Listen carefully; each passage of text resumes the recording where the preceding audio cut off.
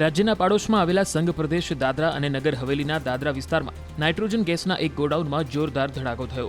દેમણી school ફળિયા વિસ્તારમાં આવેલા nitrogen અને ઓક્સિજન સિલિન્ડર ગોડાઉનમાં અચાનક જ કોઈ કારણસર પ્રચંડ બ્લાસ્ટ થતાં આસપાસનો વિસ્તાર ધ્રુજી ઉઠ્યો હતો. આ ઘટનામાં 8 લોકોને ઈજા થઈ હતી. ઈજાગ્રસ્તોને સારવાર માટે હોસ્પિટલમાં લઈ જવાયા. જોકે સારવાર દરમિયાન 4 લોકોના કરુણ મોત નીપજ્યા હતા. આ ધડાકો એટલો પ્રચંડ હતો કે ગોડાઉનની છત અને દિવાલો કાટમાળમાં ફેરવાઈ ગઈ હતી.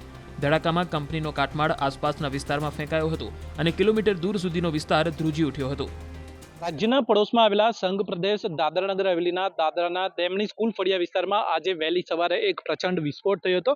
આ દ્રશ્યો જે જોઈ રહ્યા છો તે દેમણી વિસ્તારમાં સ્કૂલ ફળિયા નજીક આ છે નાઇટ્રોજન ગેસનું રિફિલિંગનું કામ ચાલી રહ્યું હતું. આ દરમિયાન જ અચાનક કોઈ કારણસર જોરદાર ધડાકો થયો હતો, જેને કારણે આ ગોડાઉનની જે છત અને સાથે જ જે દિવાલો છે એ કાટમાળમાં ફેરવાઈ ગઈ હતી અને જે અહીંયાનો જે કાટમાળ છે આસપાસના વિસ્તારમાં ફેલાયો હતો. આ ઘટનામાં 8 લોકોને ઈજા થઈ હતી, જેઓને સારવાર માટે હોસ્પિટલ ખસેડવામાં આવ્યા હતા. અત્યારે મળતી માહિતી મુજબ 4 લોકોના મોત થઈ ચૂક્યા છે અને 4 લોકો સારવાર માટે અતિ ગંભીર હાલતમાં સારવાર હેઠળ છે. અત્યારે જે દ્રશ્યો જોઈ રહ્યા છો, અહીંયા આગળ જોઈ શકો છો બ્લાસ્ટની તીવ્રતા એટલી જોરદાર હતી કે અહીંયા આગળ જે આજુબાજુના જે રૂમો અને દુકાનો હતી તેની પણ દિવાલો છે ધરાશાયી થઈ ગઈ છે ને અત્યારે જે દ્રશ્યો જોઈ રહ્યા છો અહીંયા આગળ જ રહેણાંક વિસ્તાર છે, ચાલી વિસ્તાર હતી. અહીંયા જે લોકો હતા તે લોકોને પણ છે દોડી અને બહાર આવી ગયા હતા. સલામતીના ભાગરૂપે છે અહીંયા આગળથી આ વિસ્તારને અહીંયાથી રૂમોમાંથી લોકોને સલામત સ્થળે ખસેડી દેવામાં આવે છે.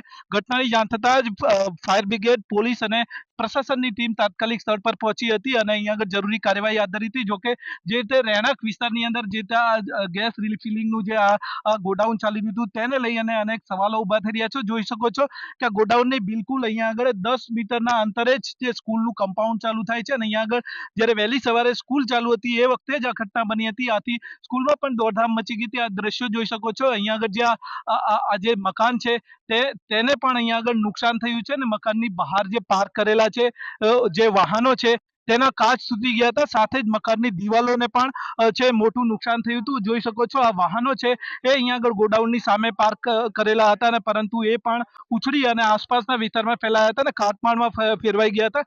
અહીંયા આગળ જે સ્થાનિક લોકો છે, જે લોકોએ આ દ્રશ્યો નિહાળ્યા છે તેમની સાથે જ વાત કરીશું. આપનું નામ દાદા? ભાઈ, તમે શું બનેલું આજે સવારે? આજે સવારે સાહેબ મેં અહીંયા ગેટને પાસે ઊભો હતો, ઘરમાં ઊભો હતો, ગેટ પાસે નથી, ગેટ બંધ હતો. એટલા વારમાં ભાઈ બોમ્બ સ્ફોટ થયો. બોમ્બ સ્ફોટ થયો એટલે 5-10 મિનિટ આમને સામને દેખાય જ નહીં, કોઈને દેખાય જ નહીં. ગભરાઈ ગયા, નાસી ગયા બધા, આમ તેમ નાસી ગયા બધું. છોકરા બી મારા હતા, સવારે તો 9 વાગે સ્કૂલે જઈ રહેલા. એટલે નુકસાન શું થયું? નુકસાન તો સાહેબ મારે આ 2 ગાડીનું પૂરું નુકસાન થઈ ગયું છે.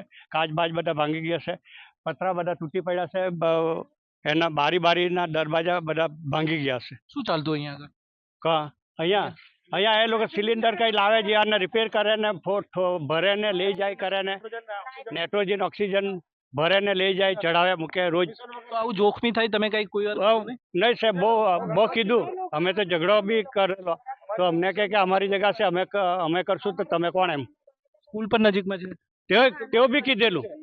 હા, અવાજ આવ્યા કરે રોજના, ગેસ છોડે ને તે અવાજ બી આવે. એટલે મેં રોજના કીધું કે ભાઈ આ તમે જરાક એ કરો, પણ અમારી સાંભળે નહીં કે તમે કોણ? અમારી શું તકલીફ શું થાય અહીંયા આગળ? તો એ લોકો તકલીફ થાય, અવાજ બહુ થાય, એકદમ એને અવાજ થાય તો એકદમ અમને રાતના અહીંયા બેહાય ને અમને બહુ અવાજ થાય. અમે તો નાહી ગયા, અહીંયા બોમ્બ અફસર જે થઈ ગયા મોટો, અમને ખબર બી નહીં પડી. અમે ગભરાઈ ગયા બધા. લોકો કોઈ ઈજા થઈ હોય એવું ઘાયલ થાય? એવા ઘાયલ થાય આપણને નહીં ખબર હવે ભાઈ, અમે તો નાહી ગયેલા ભાઈ બીને. અને એક વ્યક્તિ પણ છે, એમની સાથે વાત કરી. ચાલતા લોકોને બી બહુ ઈજા થયેલી છે. જે રોડ પર ચાલતા તે લોકોને ને એ લોકોને બધાને જ ઈજા થયેલી છે. જે અંદર વર્કર કામ કરતા હતા ને તે લોકોને એવા શેઠ છે ને, બેઉજન શેઠ, તેમને બી ઈજા થયેલી છે. તેમને બી લઈ ગયેલા છે એ લોકો. હવે ખબર નહીં છે હું એ લોકોને એમ્બ્યુલન્સમાં લઈ ગયા છે. તમે કોઈ વિરોધ કરેલો કે રજૂઆત? એમાં વિરોધનો જેવો નથી. આ રેસિડેન્સી એરિયા છે, વિરોધ કરવાથી શું? આ બી રેસિડેન્ટ છે, હું બી રેસિડેન્ટ છું છે. તેઓનો જો જોબ છે અહીંયા આ નહીં કરવા જોઈએ. એમ સિલિન્ડર રેસિડેન્સી એરિયા છે ને, આ બોમ્બ સ્પોટ જેવું કોઈ વખત હાલત થાય. આજે થયું છે. વચમાં બી ગયા વર્ષે બી સિલિન્ડરમાં આગ લાગેલી, એ લોકોએ બુઝાવી દીધેલી. એઓને મેં કીધું કે આ કોઈ હાદસો થઈ જાય, હાદસોનો શિકાર થાય, પણ કે અમારી જગ્યા છે, અમે ગમે તે કરું. આ રીતે છે સ્થાનિક લોકો પણ છે અહીંયા આગળ જે પ્રવૃત્તિ ચાલી રહી હતી ગેસ રિફિલિંગની તેનો વિરોધ કરી રહ્યા છે.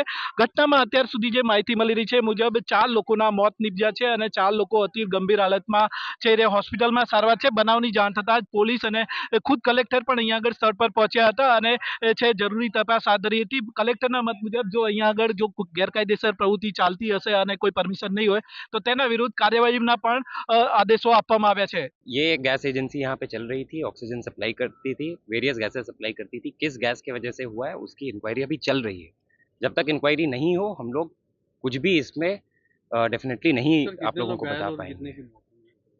करीब 8 लोगों को हॉस्पिटल शिफ्ट किया गया है. फर्दर इंक्वायरी हो रही है. इंक्वायरी के बाद आप लोगों को प्रेस कॉन्फ्रेंस के माध्यम से सूचना दी जाएगी.